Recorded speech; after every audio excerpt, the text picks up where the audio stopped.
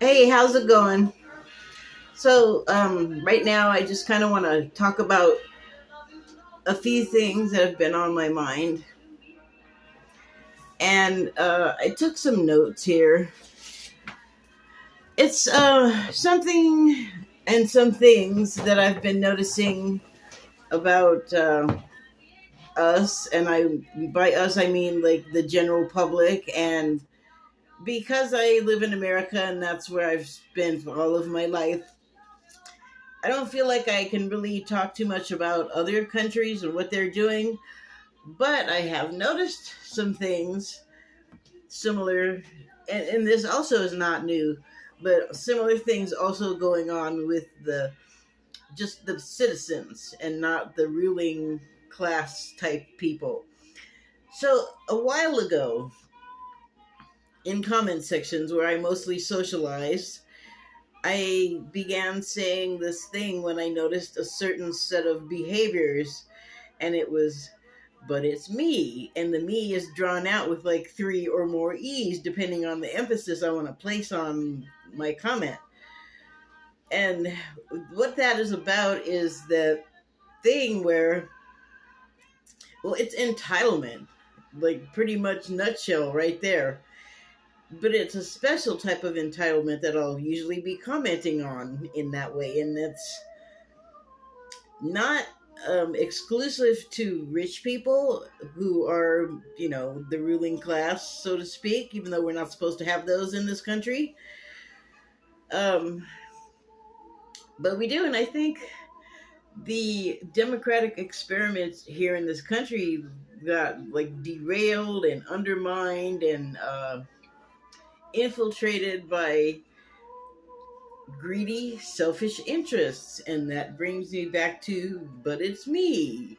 And also the public, because we tend to emulate our, our leaders, our public figures, our famous people, and we will accept a lot of horrible things from them because something about them represents something we believe in individually, or we will violently be against what they say because it strikes something that we believe in against strongly individually. So we pick our lanes, right? It just seems kind of weird to me that we want to try to emulate these people who have very little in common with us, and we have very little in our lives to represent same things that they have in theirs. That's It's just an observation. Like, I don't know how you can class yourself with the but it's me people when you're, but it's the us under the shoe of the but it's me people. Opinion commentary. And also for your entertainment if you're into that kind of thing.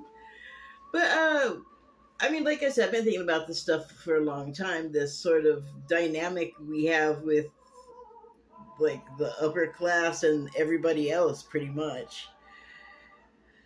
But today I watched something that I didn't think I'd have any interest in watching on YouTube because it looked so dry and statistical and boring, frankly. But something told me, go ahead and watch it, and I'm glad that I did because while there was that kind of sort of dry data type information involved, and it was a lot of what the announcer was talking about, the main subject of it was something called ban lie, uh, which I believe means let it rot in Chinese. I'm not sure which dialect. I think they said in the video, but I will leave a link to it in case you're interested. And there was another Tien Lai, I think was the other one, and that one meant laying it down. And that is a concept that I have seen coming for a long time, like at least since the early half of the 20, the ever since like at least 2015. Because what we have with this dynamic between the public and the ruling class is that they think that we exist to serve their needs. And the world in America, at least in a lot of ways, is set up that way. Like they've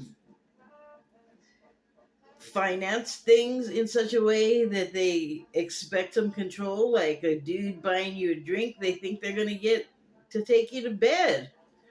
It's not commensurate, and it's like apples and oranges, because we're not separate from each other. Like whatever we're doing to satisfy the needs of some corporation or some politician backed by a corporation, so they act nothing like the politician they're supposed to be, that they purported themselves to be, they become a puppet entity. And there's so many of them, and like I said, there's been infiltration, and I feel like our government, like we're not, do we know who's really real? Do we know who represents what? Do we believe anybody anymore? That's another theme I've been running into. What can we believe? That's, for me, I think that's subjective. It's like a case-to-case thing, and I think you just gotta gut it. You gotta go with your gut. Like, what do you feel? Does this person appeal to you? Do they make you feel good, or do they anger you? Do they disgust you? Do you want to be attached to whatever this person is emanating? Like, what's your deal? What's their deal? What are your deals together? But it's a case-to-case basis type thing. Like, I can only really decide for myself. I can certainly have opinions about other people and other things, but outside of my own head, that doesn't necessarily mean much unless somebody decides to take it on, like get offended by it or agree with it so much that it becomes their thing. Getting a little sidetracked. So, but yeah, like from the inception of this country's ideals, its ideals almost have been like under attack. And it's like been a succession of like-minded, sort of slave master-minded entities that they just keep switching the name of what they call themselves, and each modern iteration of slavery kind of gets disguised as something else, or else it gets buried underneath a bunch of other crap that really has nothing to do with anything but appealing to those sort of lower vibrational areas in our collective psyche that make us want to fight against each other. Like they plant these little seeds, and we're so gullible, we like peck up the little seeds and all of the little ideals that go along with them. And basically that metaphor is about listening to what people tell us and not examining it. Like, where's it coming from? What is their motivation for saying it to me? Like, what benefit do they get out of it? What benefit do I get out of it, more importantly? And that made me think about, like,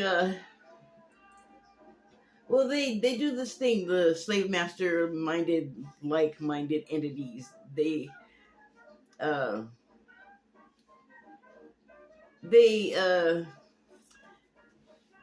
do things that are going to enhance their chances of whoever they got put up for election, that's going to, execute their tasks and kind of be good at deflecting their constituents, whatever they come up with. Like if they're, whatever they come up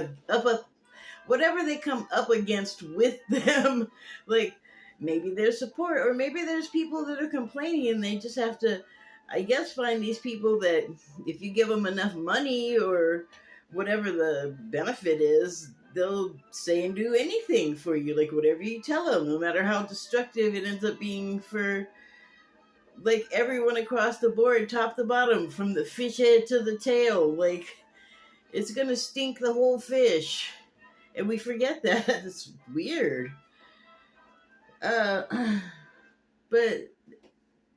there's a lot of discussion right now about like cheating with voting, and it's the same people that are out there decrying all kinds of so-called filth and depravity. But it's one thing to be concerned about, say, child trafficking or human trafficking, but let's remember, people didn't invent this, conservatives didn't invent this, It's been in our cultures throughout the world since the Bible or whatever holy book you subscribe to. And so they just, like I said, they keep changing the name of it, and they put these people in there so they can maintain their system of the slavery by a different name every generation or whatever. And they maintain their position by cheating. And who's out there screaming and yelling about cheating and false ballots and trying to muddy the waters about it? Every time it seems like someone gets busted, say 3 people get busted, 2 out of the 3 are Republicans. Like, and that's a pattern that I think we should pay attention to because it's part of a larger pattern. Take colonialism, okay? I don't want it anymore. You take it. But if you go and look at the history of colonialism, wherever it's sprouted up, say in the modern age, if you want to follow that sort of historical era, who are the colonizers? Who are the people? They're European. Who are the European people traditionally? I mean, they've brought other peoples over and other peoples have invaded, but I'm saying they're Caucasians. I'm saying it's white people. And in America, who's out there screaming and yelling about, gay stuff and gay pride and drag and blah, blah, blah, and this, that, and the other thing? They are so rigid. Like, can people have anything? No, apparently not. You have to conform and you have to become something you could biologically can't really be. And, everything is like the fault of somebody else. Like the parents raised them wrong, or the parents somehow had a child that somehow conspired through their sex and child lovemaking to have this child that to everyone outside this child's body pretty much thinks is pretending, wants attention, is wrong, doesn't know what they're talking about, doesn't know what they're feeling, and all of that is wrong. Excuse me. Pardon. So, said all that stuff, and it sounds angry, and it sounds negative, but I don't mean it to be, and I bring it all up because it all exists, and it's all going to until we, and I mean the collective we, decide to make things different. So, sorry. What I wanted to say about this, or say about it, is that we gotta understand, good and bad are not necessarily really things, like just like there's light and dark. Do we get mad at the dark? Does the light get mad at the dark? No, they just exist. The functions happen in the cosmos, and light and dark happen on our planet, and then we ascribe it with all kinds of stuff. What if it just is? And so, like the good person doing the helpful thing, how do we even know that it's good and helpful and nice if there's not a sort of photo-negative reality to live against? Not just to compare to, but like, we're not standing there looking at a light board, looking at photo-negatives. We are living it. And so we can't have like the bad excise the good or vice versa. We don't exist unless they both exist. And so we should stop criminalizing it and making it a negative, because they are conditions that just are. And so everyone's part in them. Okay, like maybe as humans we can't not find stuff distasteful or be angered by them or upset by them. That's sort of also the human condition. But I think we would all benefit if we would stop blaming and hating and getting mad at people over these things that just are. And I know that's like weird, I was going to say interesting, maybe for some people that would be of interest. But I think it's going to clash with a lot of people's sort of sensibilities. Excuse me. Uh,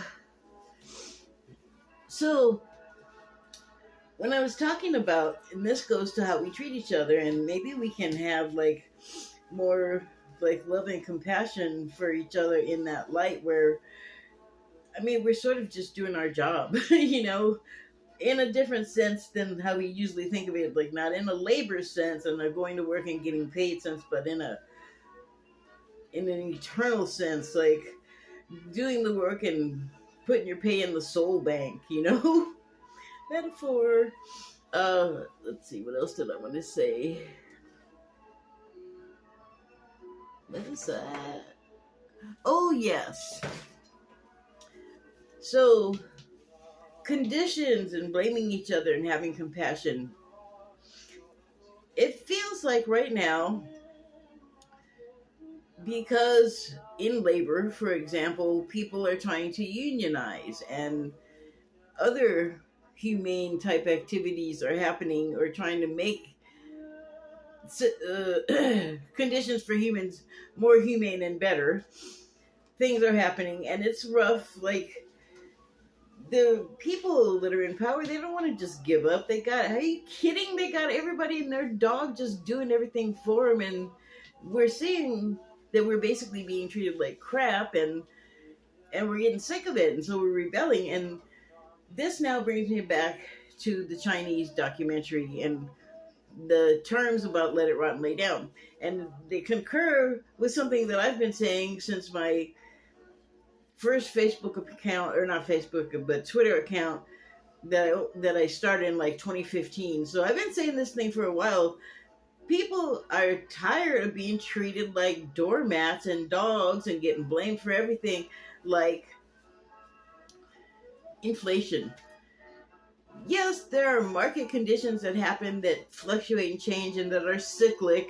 And actually, all these rich people and these stock market people, they know this stuff is coming because they study the cycles, because they have analysts, because they want to bring in as much money as they can. So they, pick it apart minutely and know every detail about how they're going to earn.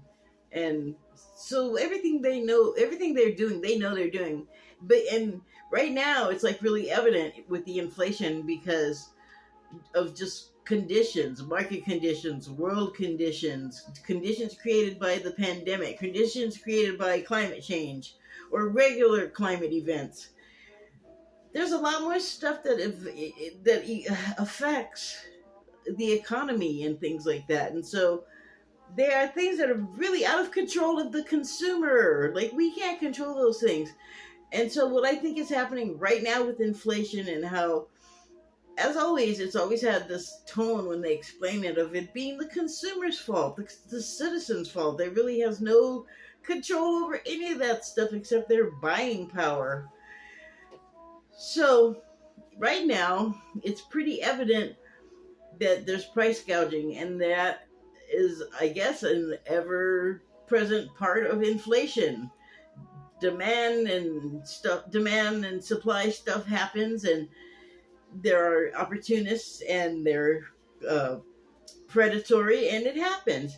Only right now it's really evident to the point where even economists, I've heard two now, basically say what I've been saying forever, that the inflation is artificial. To some degree it isn't, but the prices getting raised up is opportunist on the part of the corporation. And they just started talking about this sort of shrink thing with products, but I noticed the packaging itself getting thinner and more flimsy, like tortilla chips across the board wherever you got them went from being like way too thick to now being paper thin, along with the packaging. That's deliberate, and that started happening way before the pandemic and way before we had inflation. So do not sit there and tell me, economists and corporations, that it's us doing it. It's you guys milking us, squeezing the stone to death. You're going to have turnip powder here because there ain't no blood there's not going to be any blood left. And so here's where where the Chinese people come in. This same stuff is happening to the people in China. They got a completely other government system outwardly, but they're doing the same thing capitalism's doing, and it's milking their people to death. And some people get ahead, and in China they have more constrictions upon their citizens than they do here. But it's different because they kind of have the same ones. And I recommend watching that video because it might be a surprise to a lot of people. Like, you see stuff in Europe, like France blowing up, and you kind of expect that, or the Middle East, but we don't really get a look at China.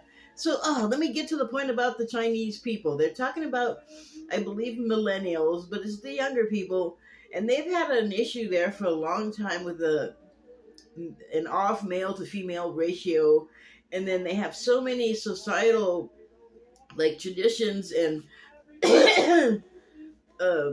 habits, I guess. I don't know how else you would refer to it, but if they're going to get married, there's a certain way you do it, and you got to have this, and you got to be that. There's like all these conditions and requirements, and I don't know, it sounds really stressful. A lot of things there does, like what they expect.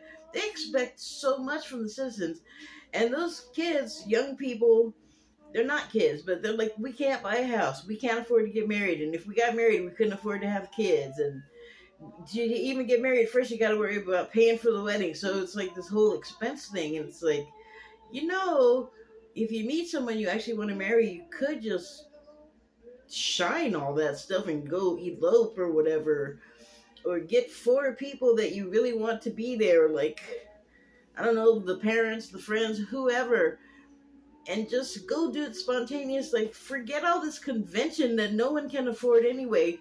And this is going into a point of like the whole thing of why I'm here, kind of.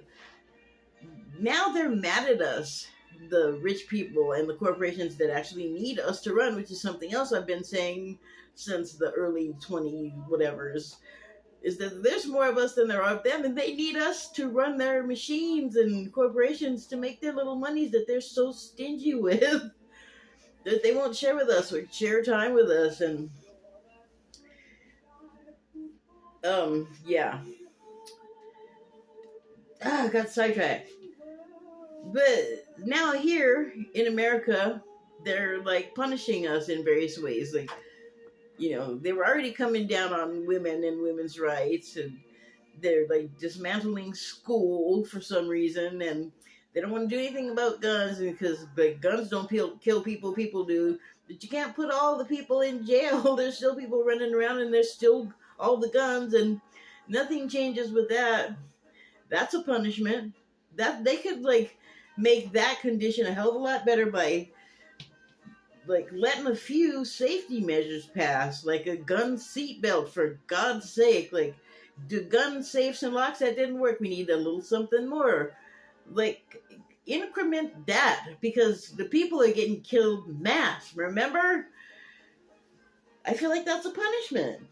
And all kinds of things we're restricted from, and it comes from the head of the damn stinky fish, people, and that's the corporate trout or whatever, the corporate tuna. And we're, I guess, what are the little fish that stick to the sharks? Remora? I guess we're remora, because we have to be, because we get crumbs. We do all the work and we get crumbs. So they're punishing us now with the high gas prices, and you can't live anywhere, and food is really expensive. It's just, who do you think's in control of that? The consumers? No, we're not. But when we mass leave our jobs because we have to, because of the conditions created by you people, listen, they know when a pandemic's around the corner. There's statistics for that. That's known. Stock market crashes, that's known. Like, there was an inkling of knowing what's coming for people that are not psychic, let's say. And this is from a long time ago, but it was called, I think, like Ben Franklin's Farmer's Almanac. And you could forecast what was coming for your planting season. So we know about cycles. We've known for a long time. But only certain people have known this thing, and certain people are kept away from education. Because when you're when you're well educated, you're able to make uh, conclusions, educated conclusions, and you can infer things, and you can develop things, and you can what is that thing that we say on Law and Order? You can make hypotheticals and you can speculate, but they don't want you really doing that. So they're letting schools be horrible and scary, I guess, to drive us to homeschool, where we've already seen like that don't really work. It's too hard for the parent. It's too hard for the child to stay focused. The parent has to, especially in the pandemic, they had to figure out how to work, how to feed, how to everything. And then they had to school the child on top of everything else. That's something we got out of from the days when we lived in sod houses and log cabins. But maybe we need to get back to it for times when conditions get like this. And if we're forced out of public schools and socialization with the rest of society, then maybe, we're going to have to learn how to make that adjustment. But people were not badly educated in those times. People were actually really classically educated. We've just made everything so complicated. We have all this electronic stuff that's supposed to be helpful and easy, and everything's so hard. Why are we doing? But I think we need to look at where this comes from. But anyway, what I was trying to get to is, while they're punishing us and taking so much away, they may be equipped to live through, survive, thrive even in the conditions, but can everybody else? Not if they're not ready, not if they haven't seen it coming. And maybe they're not ready and haven't seen it coming because they've been distracted by other things, because everything is so hard.